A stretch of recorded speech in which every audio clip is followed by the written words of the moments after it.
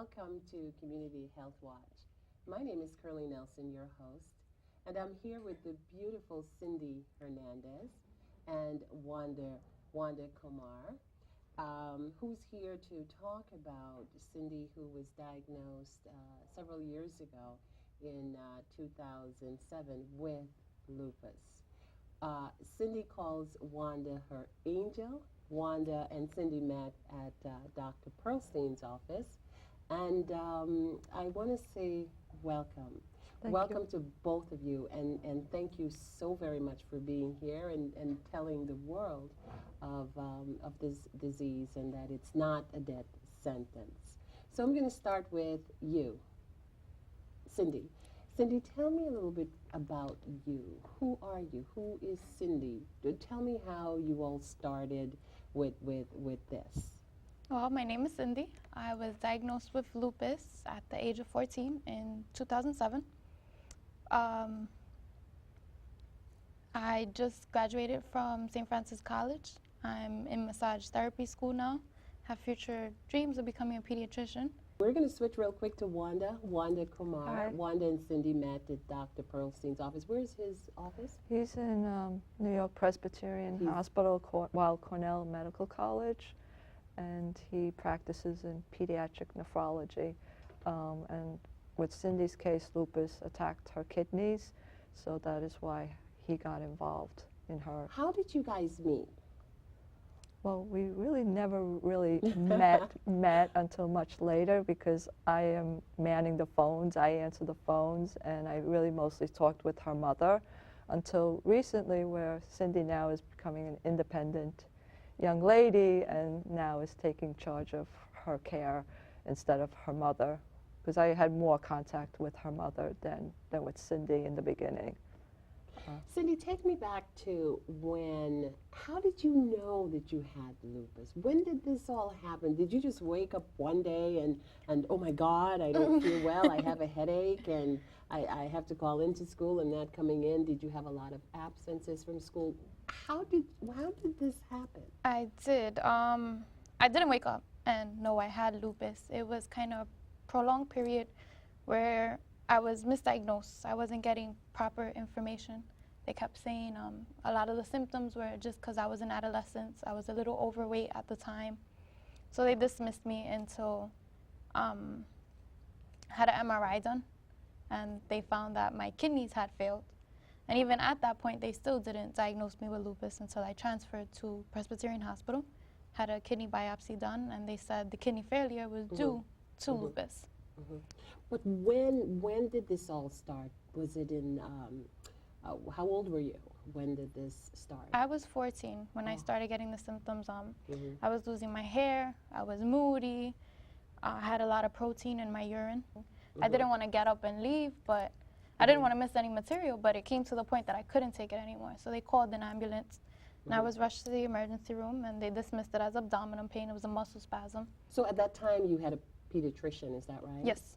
And how did your pediatrician notice it? Did he diagnose it? No, he didn't. They just kind of dismissed it. Everything was adolescence. I remember going in with a really bad pain, and I would be sitting in class and I would just start crying because I couldn't function. Every inhale would just tighten up my abdominal more and it would hurt so bad. So I got rushed to the emergency room and they said it was a muscle spasm. But that's the kidney, so it was just negligence. So you had this pain in class? Yeah. Were you in class? How was it when you were there? Was it excruciating? Were you like curled over? Yeah, curled over. I would hunch over my desk holding myself, and teachers used to think I was writing, but I was just sitting there crying. Were you taken out of school at some point during that time? Or? Yes. I had suffered kind of like a neurological shutdown. So my whole nervous system crashed, which was, now that I found out, due to the kidney failure. What were the symptoms? What did you experience? I lost complete control. I would stick my arm out and my arm would do its own. I couldn't sit in a chair. I would just slide off. I would use the bathroom on myself, things like that. So I had to relearn how to talk and walk and do daily things, brushing my teeth, eating, writing, every fine motor skill. So I had an occupational therapist. Everything was adolescence. I remember going in with a really bad pain and I would be sitting in class and I would just start crying because I couldn't function. Every inhale would just tighten up my abdominal more and it would hurt so bad. So I got rushed to the emergency room and they said it was a muscle spasm. But that's the kidney, so it was just negligence. So you had this pain in class? Yeah. Were you in class? How was it when you were there? Was it excruciating? Were you like curled over? Yeah, curled over. I would hunch over my desk, holding myself, and teachers used to think I was writing, but I was just sitting there crying. I didn't want to get up and leave, but I didn't want to miss any material, but it came to the point that I couldn't take it anymore. So they called an ambulance, and I was rushed to the emergency. Were you taken out of school at some point during that time? Or? Yes. I had suffered kind of like a neurological shutdown. So my whole nervous system crashed, which was, now that I found out, due to the kidney failure. What were the symptoms? What did you experience? I lost complete control. I would stick my arm out, and my arm would do its own. I couldn't sit in a chair. I would just slide off. I would use the bathroom on myself, things like that. So I had to relearn how to talk and walk and do daily things, brushing my teeth, eating, writing, every fine motor skill. So I had an occupational therapist, physical therapist, and a lot of homeschooling. That's awesome. So you couldn't go to school because of the motor skills that you were lacking. Yes. So, and who schooled you at home? It was a bunch of teachers. I had different teachers coming for every subject. Awesome. I had visiting nurse services come. Everyone was coming to the house. Awesome. So were you able to finish high school? I did finish high school. I finished a year early. Awesome. With a 3.0. How did you do that? I skipped, when I graduated junior high, I skipped 9th grade. So I went straight into 10th. So you were smart too. Yes.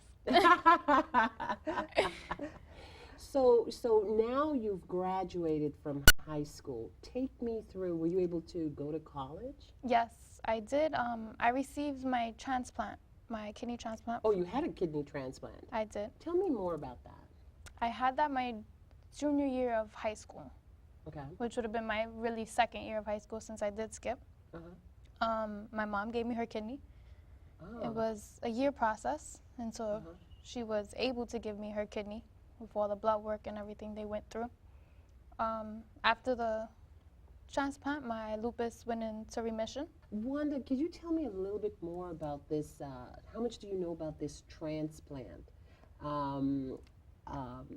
A lupus patient accepting a transplant, is it anyone that could give a transplant? Like her mom, I think, is the one who gave her her Kidney.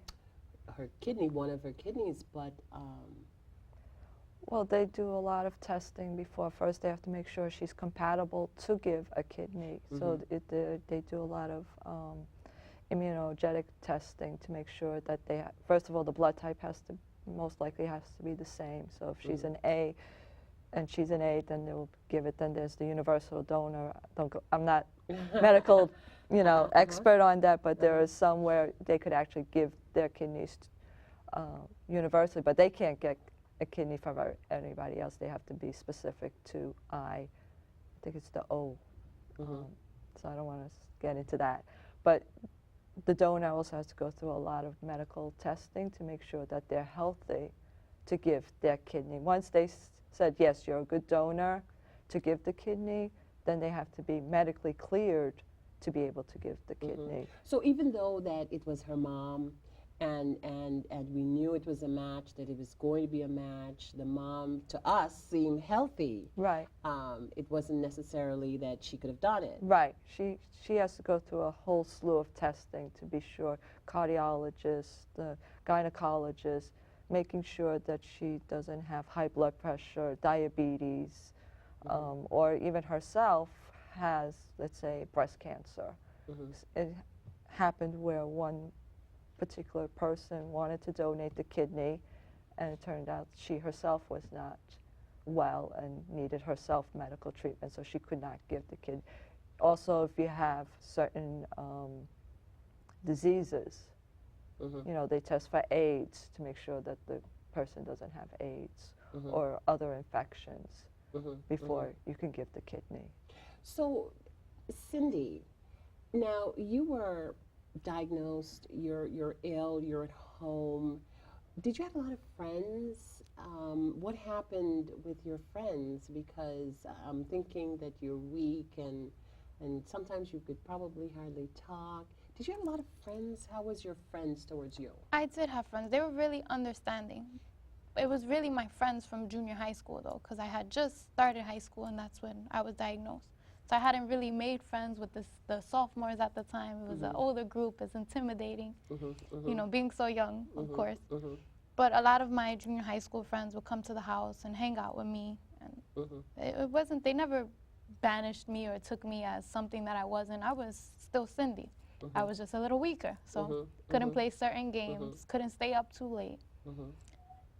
So, Cindy, when you realized what it was that you had, how did you feel at that moment? What did you think? What was going through your head? At that moment, I found that I had lupus when I had a biopsy done, the kidney biopsy done. So it was really scary to hear that the symptoms that I had were dismissed for so long, and I reached that point now within the year that I would need a transplant. I felt like, oh my God, my world is dwindling down, but I mean, that lasted maybe a week, and I was like, okay, all right, fine, I have a disease, lupus is a part of me, it's not me. I need to continue to do what I have to do. I finished school, I had my homeschooling, and that was my getaway. So I just took it for what it is. I knew everything was going to be fine and continued. That is awesome, because here you are, very, very beautiful. Thank you. Some lupus patients that I know of, they've lost a lot of stuff. They've lost their hair, they've lost weight. There's so many things that they've lost that sometimes you can look at them and actually see that there's something wrong. Looking at you, I can't tell. Well, Did you have any hair loss? Did you? I did. I had hair loss. I had reached 90 pounds at one point. I was disintegrating into nothing. Right before I needed my transplant, I was a week away from going on dialysis. I didn't give it much longer, but I still had a positive outlook. And I had one of my friends, she does makeup and she does hair, and she would always take care of me. I had bald spots. And she puts this conditioner that she makes herself onto my hair, and my hair is You have to tell me. I'll let you know. She does makeup. You know, she made me feel good about myself so that I can just keep fighting. That is great. Now, do you have any siblings? I do. I have an older brother.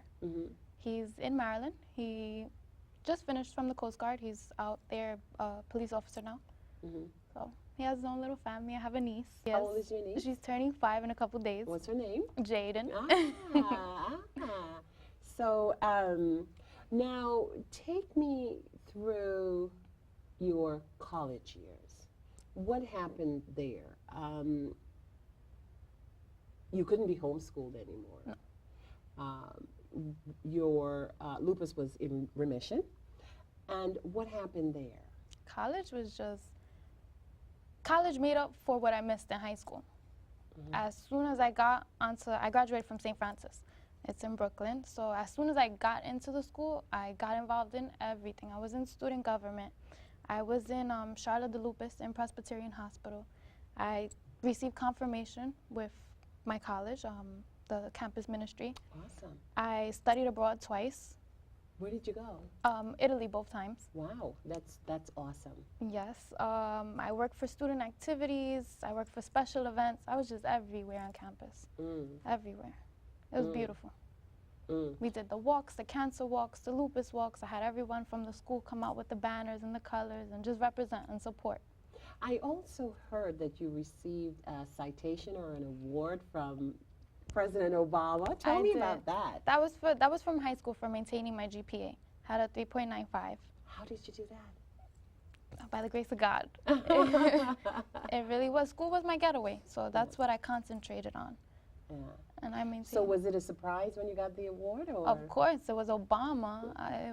It was amazing. I didn't expect that. But that wasn't what I was striving for. Let me do good so I get an award from the president. It just came to me, and it was amazing. And then when I graduated from college, they gave me the Dean Clifford Award, which is one of the highest awards in St. Francis. So now tell me, when did your lupus go in? Is it in full remission now? Is it It is partial? in Is full it- remission. This Yes. is awesome. And when did you get that? When did you get the okay from your doctor? It was after the transplant. After the transplant, they said my lupus was controlled. Hmm. So, I mean, I have to maintain a certain lifestyle, just be careful, stay positive. Certain things I can't eat because of the transplant, not because of the lupus, but just stay healthy. Take me back a little bit to the diagnosis, because it's kind of a lot of us don't understand what it is and how it actually comes about and when you feel it. So take me back to that time. Was there a test that you did? At the time, no. I found out everything when I was transferred, but I had symptoms of it. It's kind of When called you were transferred where? to a Presbyterian hospital. Ah.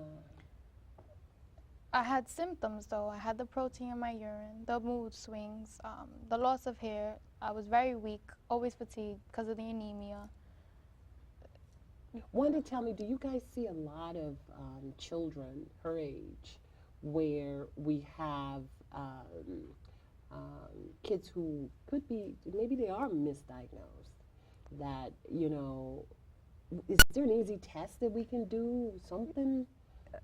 There is. I mean, there is the urine test, which is really simple. I mean, all you need to do is collect urine and dipstick it, and either they show protein in the urine, and if it does show protein, then you go one step more, which is still another easy test, is to ask for a first morning urine, which is a little bit maybe demanding on the parent to make sure that the kid does it properly to collect this first morning urine, because there is a benign form of proteinuria, which is due to activity where a child exercises a lot, is running, and especially, you know, her age at that time, junior high school, that's when they started having gym, and they're doing all kinds of exercises, or they're joining a sports team, and or they go to the gym outside because they want to lose weight, so they are exercising a lot more. So you do see that benign form of proteinuria.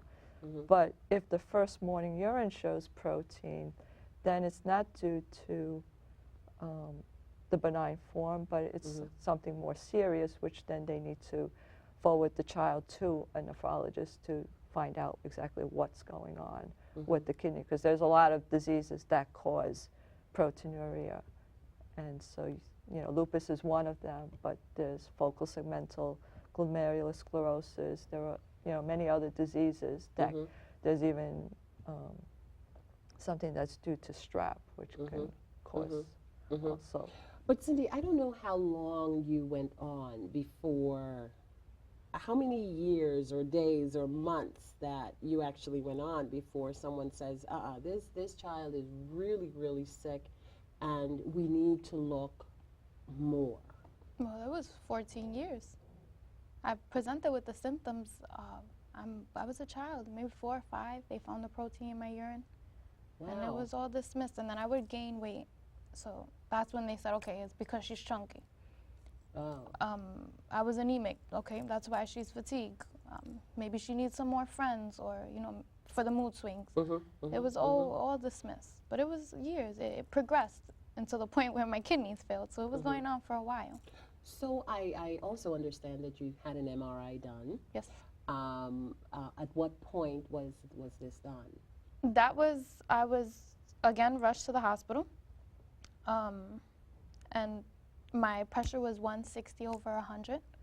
My shirt was moving up and down because my heart was pounding so hard. And they did an MRI. I had to drink some white drink to see a full filter through my kidneys. And when they saw my kidneys, they saw the image of the kidney just white. Nothing was filtering through. So they said, you got to get her out of here. There's nothing more we can do. Oh, my goodness. And that's when I was transferred to Presbyterian. Your mom was there? Yes, of course. And she probably went ballistic. Of course. Looking at, you know, her child. I mean, there's nothing that we can do. And then you went on to Presbyterian, and then you met My angel. Wanda, your angel. Your angel. Well, What did you see in Cindy at that time when you well, I really saw her? didn't really have any contact with Cindy. I was more through the mother. Mm-hmm. I mean, I was talking more with the mother, Mhm. you know, and so it was basically making appointments. And, you know, I know the mother was going through a lot at that time, so I tried to listen to her. I think Mhm. that maybe helped her also because I found that, you know, a lot of parents are stressed out, not Mhm. knowing what's going to happen to their child. I mean, lupus is, you know, a disease that can attack anything, you know, not only the kidneys, but it could attack the heart, it could attack the brain. Right. Right. So it's a disease that you don't know what's going to happen next. That's right. That's right. And so, and you know, you want your child to have a normal life, but it's not going to be normal anymore. Even though Cindy really did a great job of She has. keeping She has. normalcy It's in possible. her disease, Mm-hmm. it's still, in some way, she still has to take the medications for life. Mm-hmm. You know, that's the thing, is that you have to go see the doctor regularly. You know, if there's anything going on wrong, you know, like you're feeling something, or if she gets sick, it's not like when we get sick, well, I don't have to go see the doctor. You know, I'll just, how do they call it? If she gets sick, she has to go see the doctor. She has to go see the doctor. Mhm, She has to get mhm. treated right away, you Mhm. know, and especially the regular checkups. That's really, really important. So what did Presbyterian do for you? They saved my life. I mean, Dr. Pearlstein, Dr. Lehman saved my life. They diagnosed me with my disease, and they took action. And I had my transplant. They controlled my disease, and that's why I'm at the point that I'm at now. So you give a lot of credit to Dr. They can have it all. So there's one thing I want to ask. When you're, and I want to go back a little bit again to, and both to you, Wanda. I have a 13-year-old, and my concern is with Cindy. Her lupus could have been diagnosed much sooner because of the urine test that could have been done.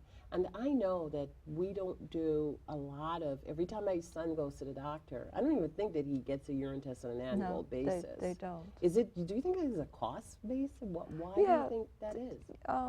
Basically, the insurance dictates, you know, what you should do, you know, how often you should do it. I mean, now even they're talking about for women, I'm getting off the subject a little bit, but like how often you should have a pap smear, or how, you know, like they say, well, from this age to this age, you should have a pap smear every 3 years, and then from this age, 2 years, and then after.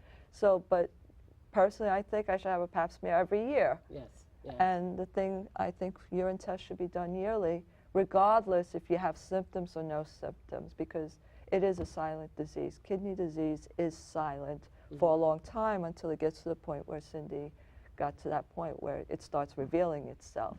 So like when she had the proteinuria when she was 5 years old, they could have stepped in, maybe seen that she had lupus. I mean, I don't know exactly at that time, but stepped to the plate and then treated it and maybe prevented her having a transplant. I'm not saying that she would never have a transplant, but not to be at that point of desperation, really, Yeah. where she could have lost her life. Yeah, yeah. One of the things that I'm very diligent with is lupus, because I think I've told you before that I lost a sister more than 35 years ago to lupus, and at that time, no one really knew what it was, and what you kind of did was you hid your family in a room, not literally, but you kind of kept them at home and away from people looking at them, because it was degrading.